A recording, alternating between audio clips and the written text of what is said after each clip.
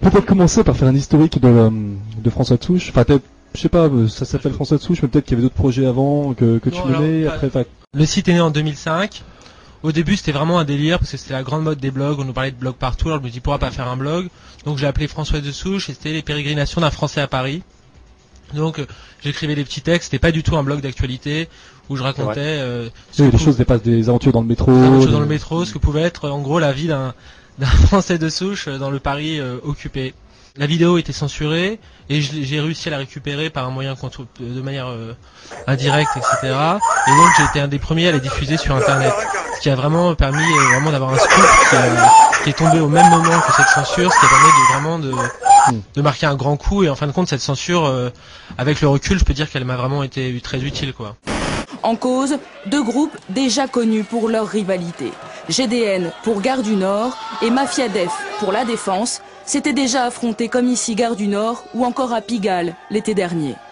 Et dès ce soir, certains sites d'extrême droite diffusaient déjà des propos racistes suite aux événements d'hier soir. Comme tous les vendredis sur France Inter, l'émission de Colombe Schneck, J'ai mes sources, présentait le palmarès des blogs les plus commentés, en collaboration avec l'hebdomadaire de Jacques Rosselin Vendredi et l'agence La Net Squad, spécialisée dans la veille sur Internet. Dernièrement, la Net Squad avait alloué la première place à François de Souche, devant Agoravox et Rioufol. Mais qu'a-t-on entendu à l'antenne? 3 citations, apathie, Rioufol et Agoravox, et pas un mot de François de Souche, pourtant en tête du classement. Voilà une vérité enfin rétablie. Félicitations au site François de Souche. Nous avons reçu de nombreux mails ici à France Inter. Français de Souche. Français de Souche est un blog qui est régulièrement dans les 5 premiers. C'est un blog d'extrême droite.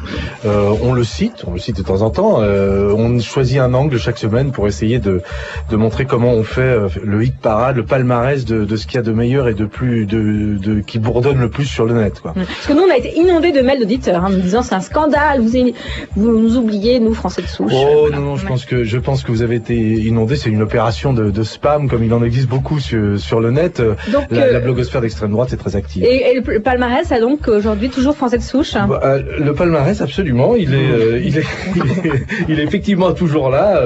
Il a fait un billet sur l'investiture d'Obama et il est en numéro 6. Ouais, donc c'est un double. Par exemple, je sais que le blog Français de Souche, le blog d'extrême droite, est un des plus lus aujourd'hui en France. Oui, bien sûr. C'est la vidéo qui sème le trouble sur le net. Une agression sauvage dans un bus parisien. Dans le reste de l'actualité, une vidéo qui a enflammé le web français. L'agression d'un homme par une bande de jeunes dans un bus de la RATP. Mais avant de développer ces titres, revenons sur cette vidéo qui circule sur Internet. Un homme se fait voler son porte-monnaie, s'en aperçoit, cherche à le récupérer et se fait alors frapper par plusieurs individus sous les yeux du conducteur. Des passagers qui tentent d'intervenir sont également agressés. À qui profite ce buzz nauséabond? Elle est aujourd'hui accessible notamment sur de nombreux sites d'extrême droite qui ont récupéré la séquence à des fins politiciennes en dénonçant une chasse aux blancs. La séquence a d'ailleurs été relayée par de nombreux sites d'extrême droite, à commencer par f2souche.com qui parle même de chasse aux blancs. Aujourd'hui, la vidéo continue de circuler sur la toile, exploitée de bien des manières. Certains sites d'extrême droite l'utilisent même pour alimenter leur débat politique.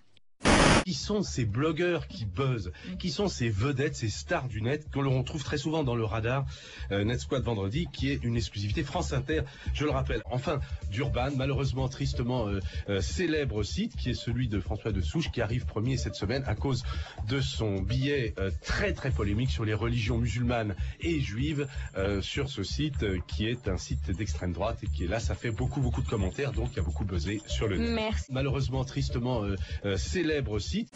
François de Souche, administrateur de f2souche.com. Oui, bonjour. Oui, bonjour. Alors évidemment, les auditeurs ont peut-être deviné, comme ceux qui ont fréquenté votre site, que François de Souche, ça ressemble fort à un pseudonyme. Est-ce que je... Effectivement, c'est un pseudonyme. Non mais j'ai cru comprendre, j'ai cru deviner. Hein. C'est transparent.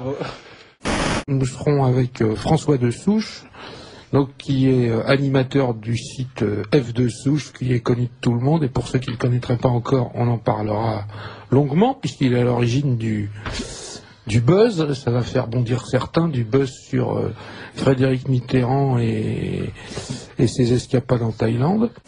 Au passage, notons d'ailleurs qu'il y a un blog qui s'appelle F de Souche, un blog assez vénère sur le créneau La France aux Français, qui est classé premier blog politique en France par la Net Squad, qui est un institut de veille sur Internet.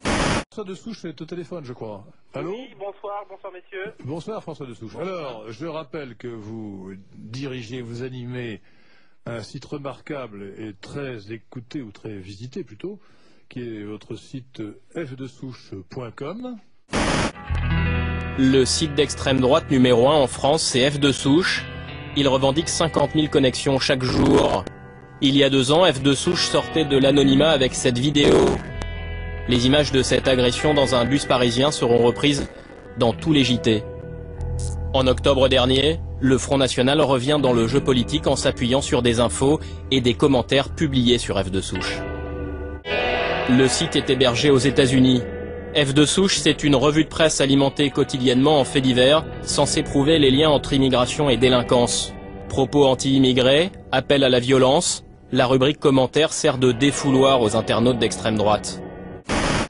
On peut le voir par exemple avec le blog F de Souche, François de Souche, tout un programme, un blog d'infos et forums devenu pratiquement le portail de l'extrême droite.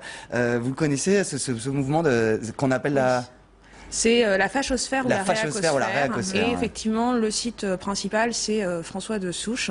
C'est 12 000 visites à peu près par jour. Enfin, c'est assez énorme. C'est un des plus visités, tous sites confondus en France. C'est l'un des plus visités. Un des plus visités, tous sites confondus en France. Mais il y a un site dont je ne citerai pas le nom, qui est officiellement le premier blog politique français en termes de visites, qui est un site extrémiste, un site d'extrême droite, qui n'est pas hébergé en France, donc contre lequel on ne peut rien, mais qui est une plateforme du racisme, de l'extrémisme, etc., qui est extrêmement importante. Officiellement le premier blog politique français en termes de visites. On peut pas soupçonner de gauchisme des sites comme François de Souche qui font pourtant des clics et des clics et des clics, des clics et des clics et des clics, des clics et des clics et des clics.